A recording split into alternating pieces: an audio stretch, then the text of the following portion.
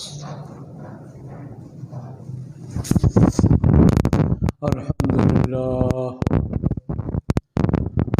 لله نحمده ونستعينه ونستغفره ونؤمن به ونتوكل عليه ونعوذ بالله من شرور أنفسنا ومن سيئات أعمالنا من يهده الله فلا مضل له ومن يضلله فلا هادي له ونشهد أن لا إله إلا الله وحده لا شريك له ونشهد أن سيدنا وسندنا ومولانا محمدا عبده ورسوله أرسله بالحق بشيرا ونذيرا وداعيا إلى الله بإذنه وسراجا منيرا اللهم صل على محمد وعلى آل محمد كما صليت على إبراهيم وعلى آل إبراهيم إنك حميد مجيد اللهم بارك على محمد وعلى آل محمد كما باركت على إبراهيم وعلى آل إبراهيم إنك حميد مجيد أما بعد فأعوذ بالله من الشيطان الرجيم بسم الله الرحمن الرحيم قد سمع الله قول التي تجادلك في زوجها وتشتكي إلى الله والله يسمع تحاوركما إن الله سميع بصير صدق اللہ العظیم۔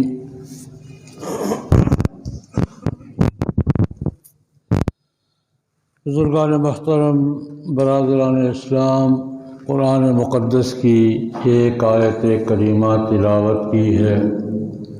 مختصر وقت کے اندر اس آیت مبارکہ کی روشنی میں کچھ ضروری باتیں عرض کرنے کی کوشش کروں گا۔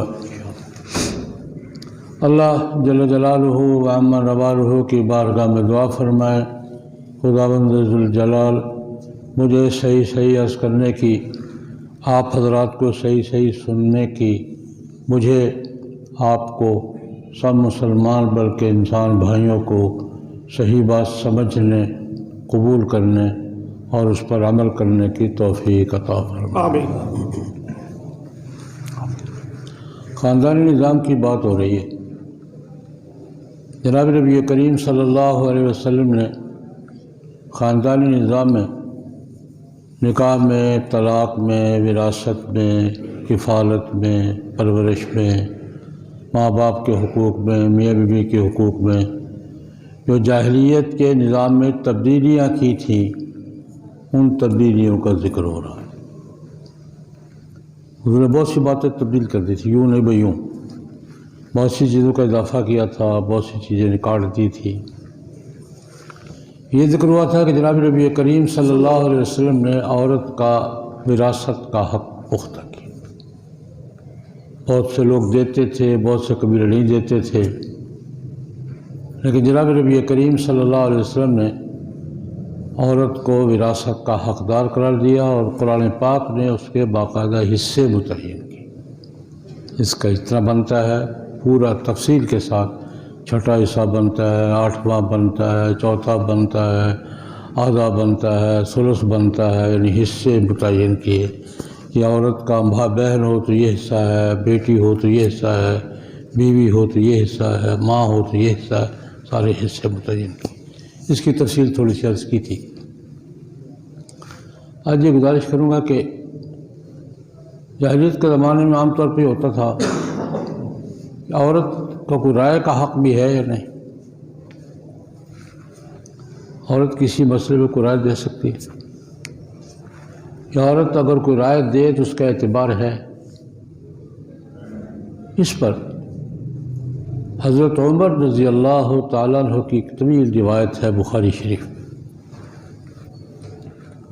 حضرت عمر رضی اللہ تعالیٰ عنہ فرماتے ہیں کہ ہمارے جاہلیت کے دور میں ہم عورت کو، بیوی کو بالخصوص رائے کا حق نہیں سمجھتے تھے. اس کا کوئی رائے کا حق ہوتا ہے، مرد ہی فیصلے کرتا تھا. عورت ٹوک نہیں سکتی تھی کہ یہ بات یوں نہیں یوں ہے. رائے کا حق کا معنی کہ عورت خاوند کے فیصلے کو ٹوک نہیں سکتی. یہ ہمارا جاہلیت کے زمانے میں رواج تھا.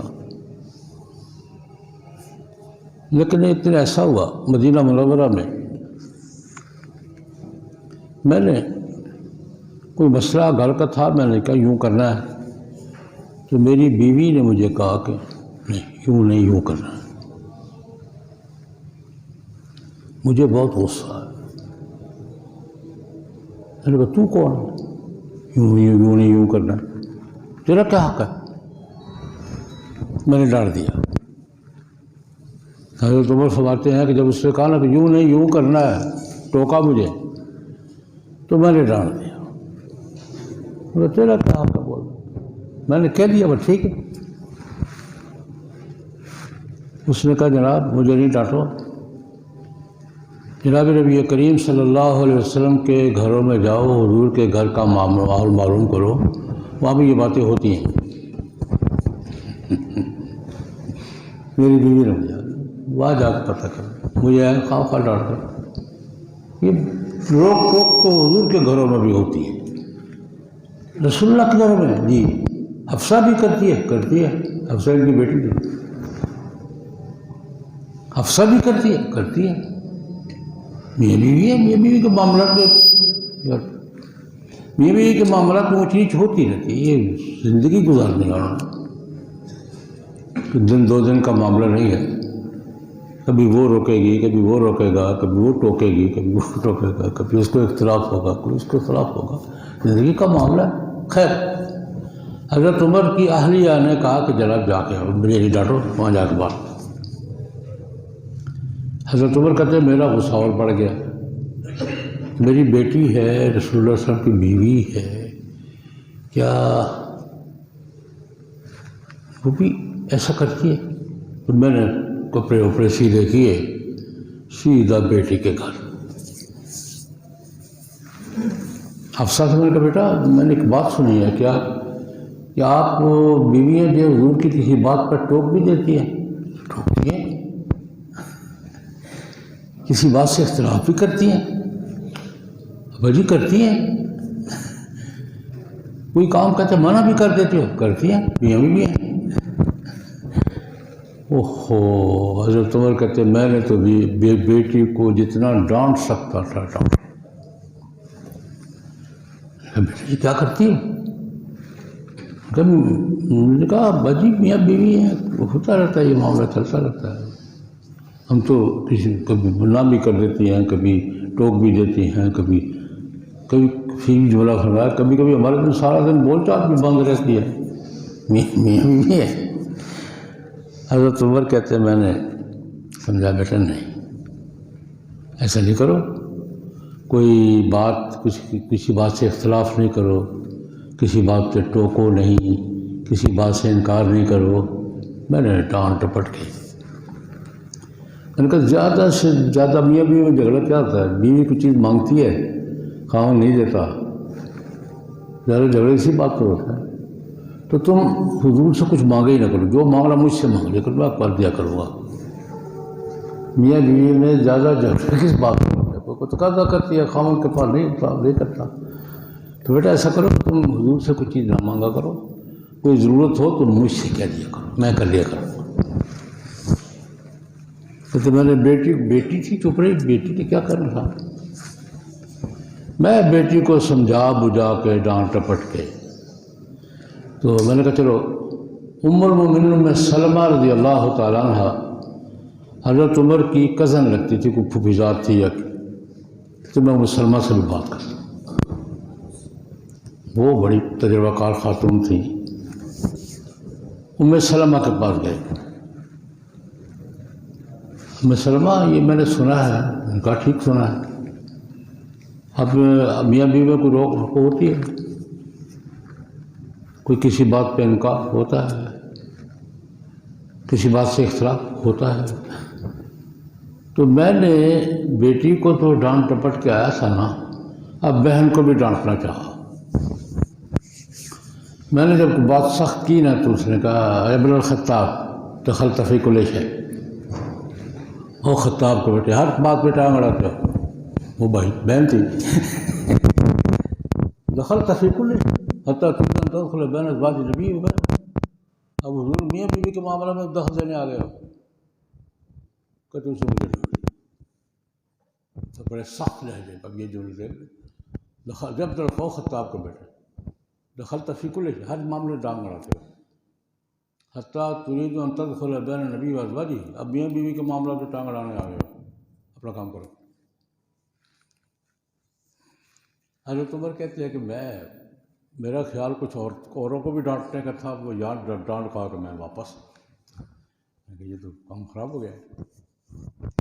میں نے ساری رپورٹ پیش کی جا کے جناب نبی کریم صلی اللہ علیہ وسلم، یا رسول اللہ یہ میں نے سنا تھا، یہ میں نے کارروائی ڈالی ہے، پہلے بیٹی کو ڈانٹا وہ تو چپ رہی بیچاری، یہ بہن تھی، بہن لگتی تھی، اس نے آگے وہ تو مجھے کثرت ظاہری، اس نے تو میری کمر ہی توڑ دی ہے، میں اب کسی اور سے بات کرنے کا حوصلہ ہی نہیں مجھے، اس نے تو آگے مجھے ڈانٹ دیا اور کثرت ظاہری میری کمر توڑ دی اس نے۔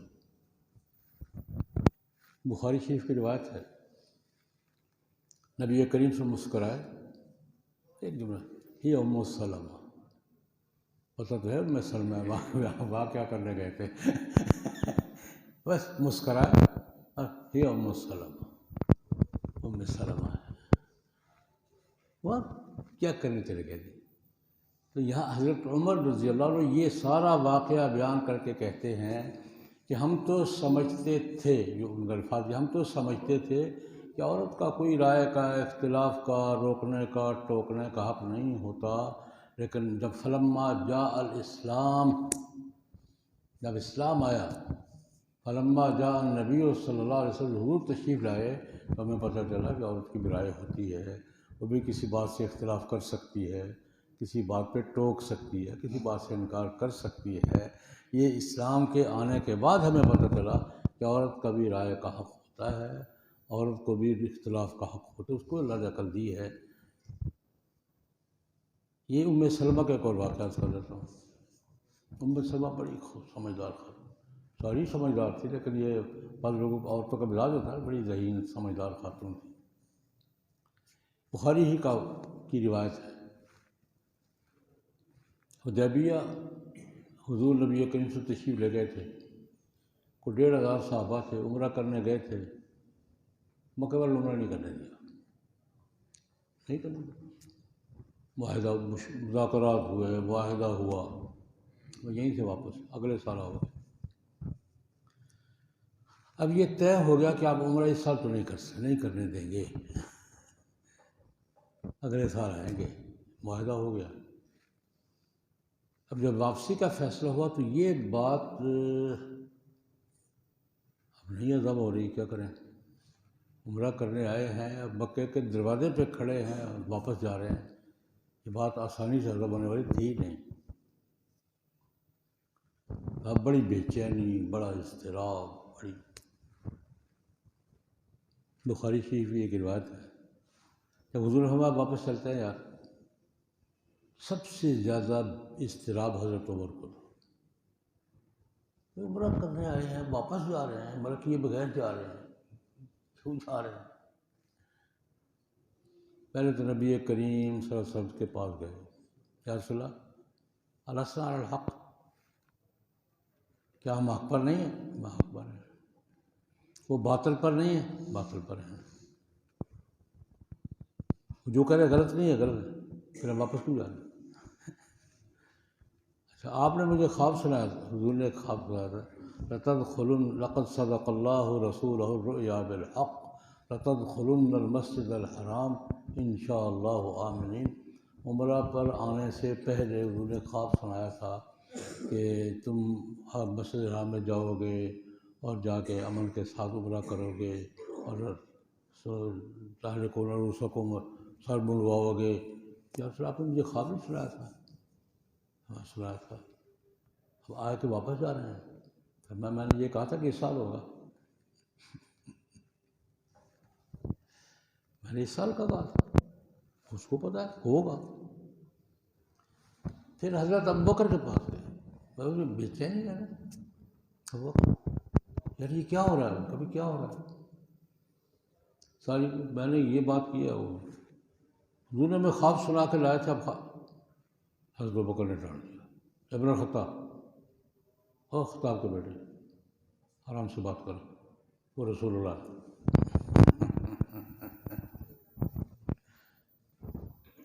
اللہ کے رسول ہے، جو کہہ رہے ہیں اللہ کے حکم پر کریں، آرام سے بات کریں، جو کہتے ہیں وہی ہوگا.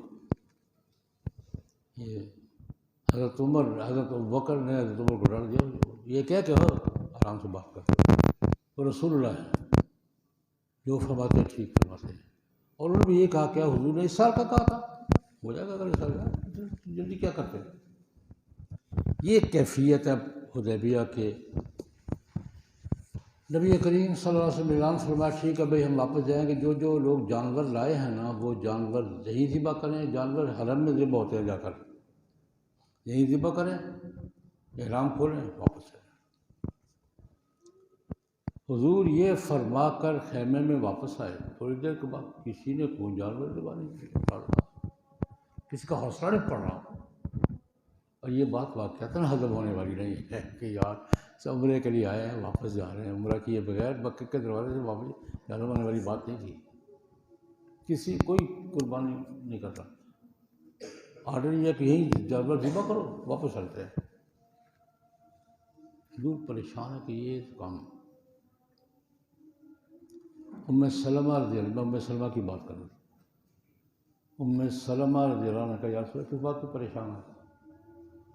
کوئی بات نہیں، آپ ایسا کریں کسی کو کچھ نہ کہیں، آپ باہر جائیں، آپ بھی جانور لائیں مہدی کا، آپ ذبح کریں، اپنے احرام بدلیں، کپڑے بدلیں، خاموشی کے ساتھ، کسی کو کچھ نہ کہا، سب کچھ ٹھیک ہو جائے گا.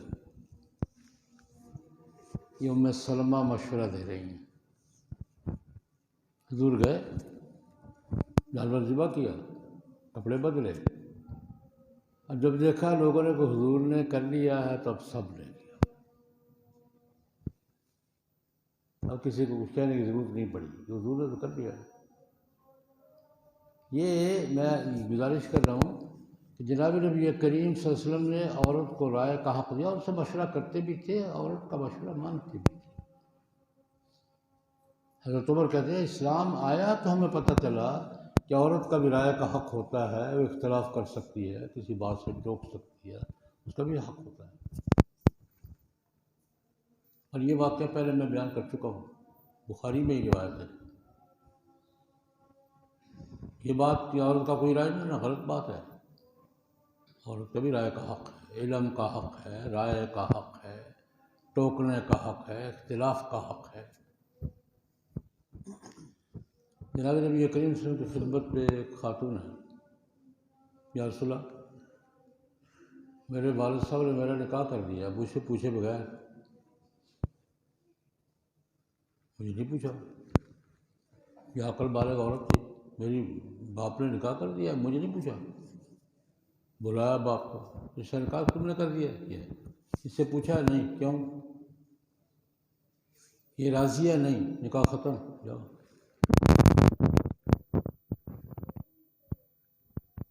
حضور نے نکاح ختم کر دیا.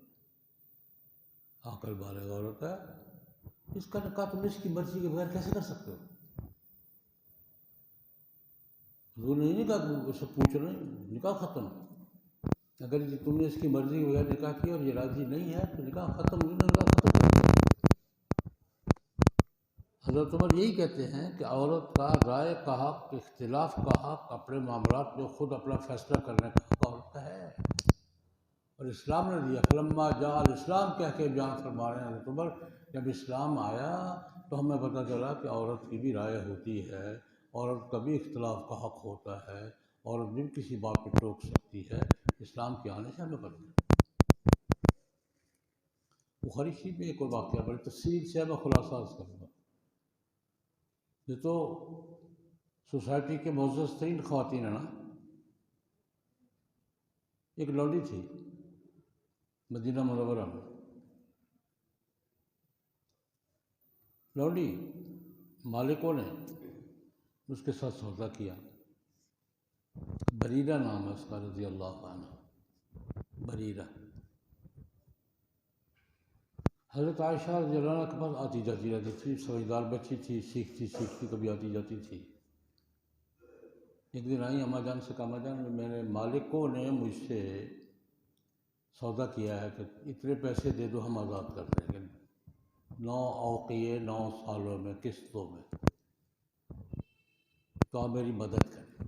وہ آئی اس کام کے لیے، میں نے مالکوں سے اپنی آزادی کا سودا کر لیا ہے، اتنے پیسے طے ہوئے ہیں، آپ میری مدد کریں۔ حضرت عائشہ نے کہا بریرہ ایسا کرو، ان سے کو پیسے میں دے دیتی ہوں، میں آزاد کر دوں گی، قسطیں چھوڑ، سارے پیسے میں دے دیتی ہوں، اپنی طرف سے آزاد کر دیتی ہوں۔ خیر بہت لمبی داستان ہے، لیکن متعلقہ بات عرض کروں گا۔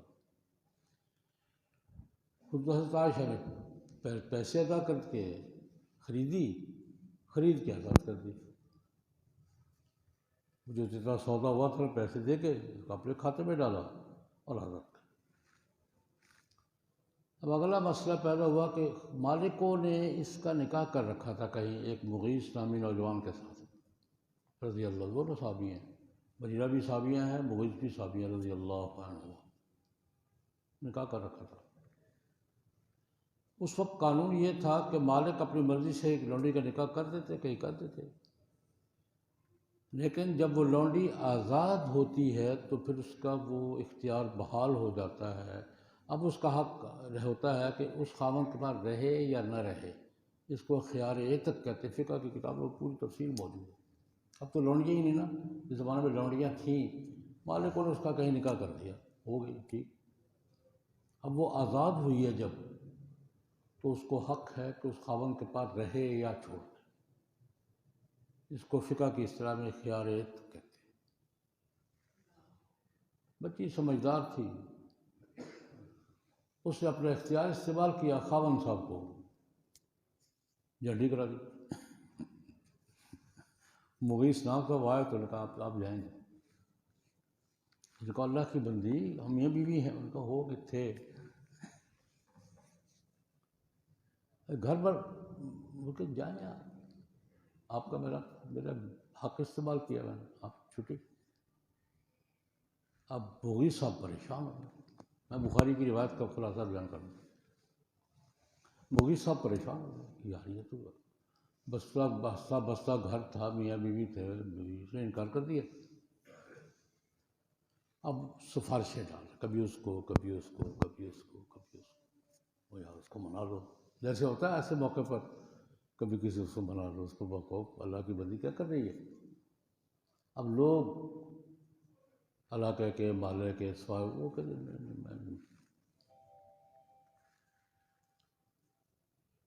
روایت میں یہ ہے کہ جناب نبی کریم صلی اللہ علیہ وسلم مدینہ منورہ کے ایک بازار میں جا رہے ہیں، حضرت ابن عباس ساتھ ہیں، تو مغیث صاحب بہت پریشان تھے، گلیوں میں آنسو بہہ رہے ہیں، گلیوں میں دیوانہ وار گھوم رہا ہے اور آوازیں دے رہا ہے یار کوئی ہے جو بریرہ کو منا دے۔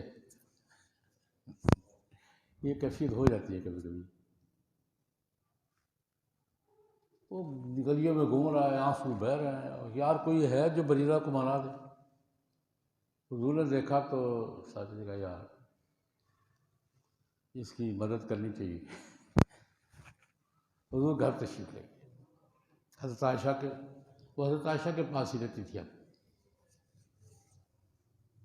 بلایا بریرہ کو، بریرہ وہ مغیث کا کیا معاملہ ہے؟ یا رسول اللہ وہ میں آزاد ہوئی ہوں، تو آزاد کے بعد میرا حق تھا، میں نے اس کو چھوڑ دیا۔ میرا حق تھا؟ کہاں حق تو تمہارا تھا،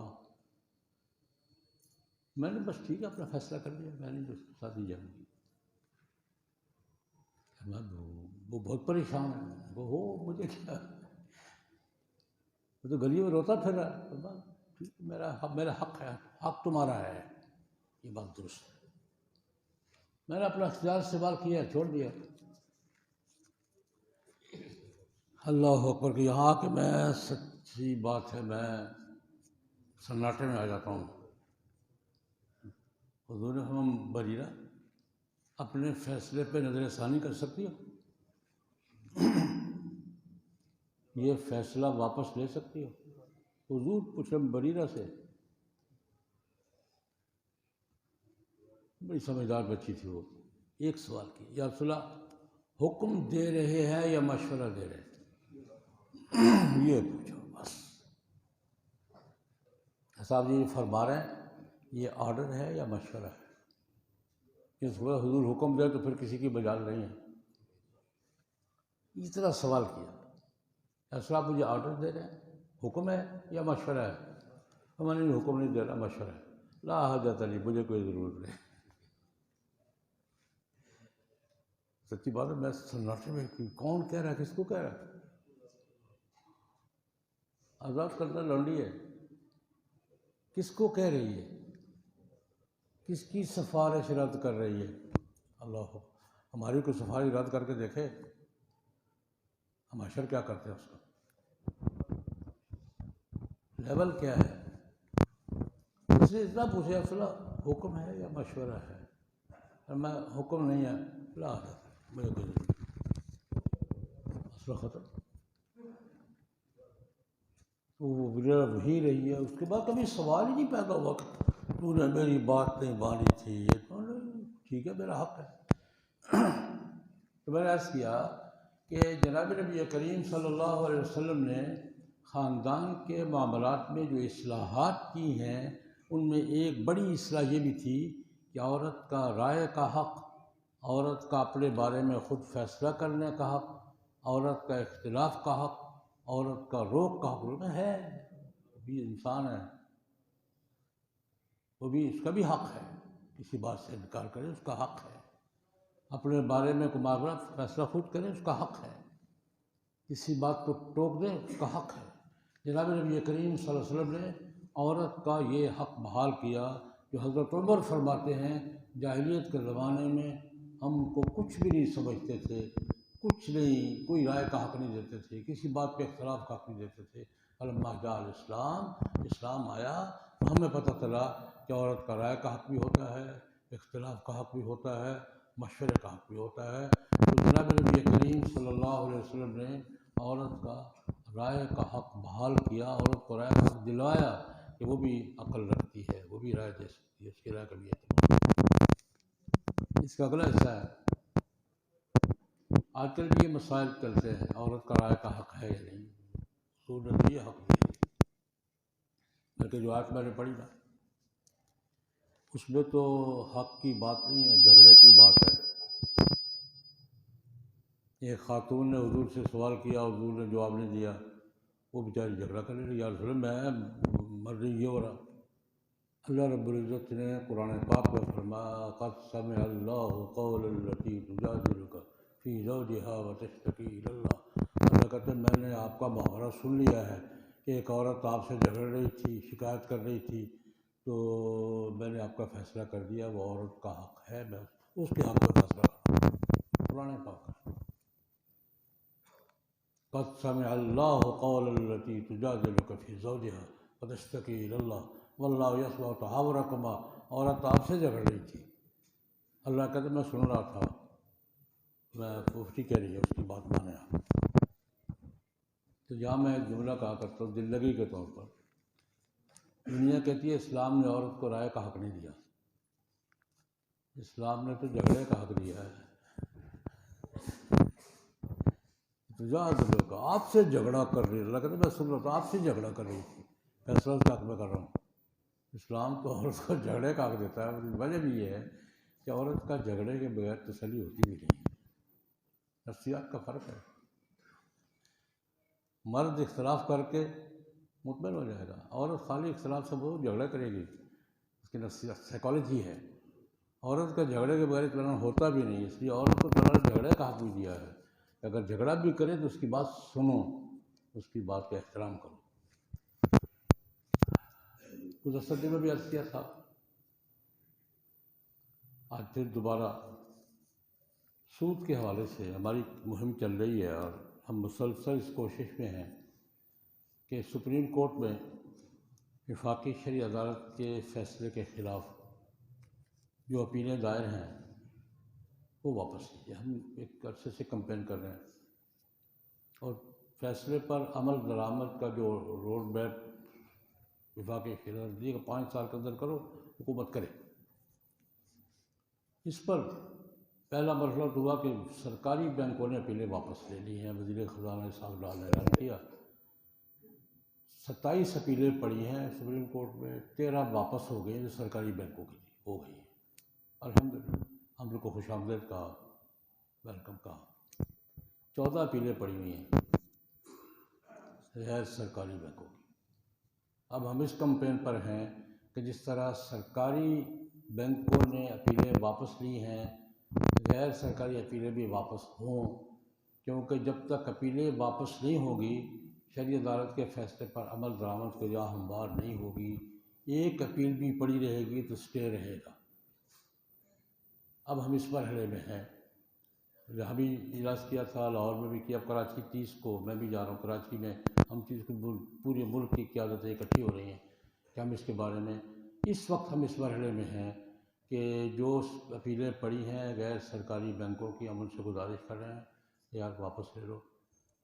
نہیں تو پھر ہم سوچ رہے ہیں کہ غیر سرکاری بینکوں کے بائیکاٹ کا اور ان سے اکاؤنٹ واپس دلوانے کا ہم فیصلہ 30 کو کریں گے. لیکن تقریباً انہوں نے بلا لیا ہے، بائیکاٹ کریں گے، ان کے خلاف بازاروں میں جائیں گے، ان سے مجبور کریں گے کہ وہ اپیلیں واپس.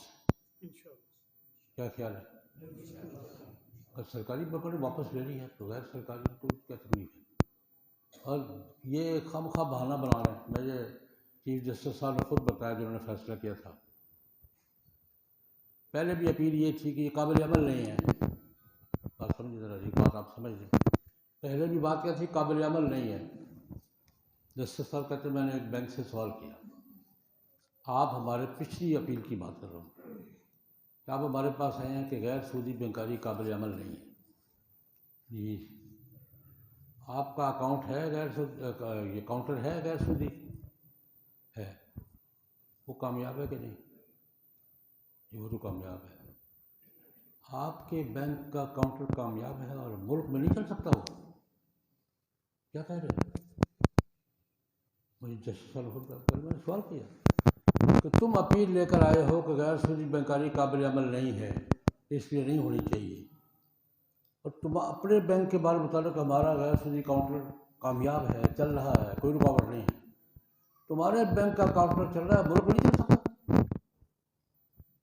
یہ بہانہ ہے اور غلط بہانہ ہے. اس لیے میں آپ سے گزارش کر رہا ہوں، انشاءاللہ ہم 30 کو اسلام آباد کراچی میں کو فیصلہ کریں گے اور آپ سے تعاون چاہیں گے. میں پیش اور آپ تعاون کریں گے یا نہیں کریں گے؟ انشاءاللہ. یہ دین کا مسئلہ ہے، قوم کا مسئلہ ہے، معیشت کا مسئلہ ہے. انشاءاللہ اس سلسلے میں تفصیلات اگلے جو بحث کروں گا. آج اتوار کو عصر کے بعد تحریک آزادی کے بڑے معروف رہنما سے مولانا ظفر علی خان رحمہ اللہ تعالی، ان کے حوالے سے ایک نشست ہو رہی ہے اتوار کو عصر کے بعد. یہی حضرات تشریف لائیں. اللہم صلی علی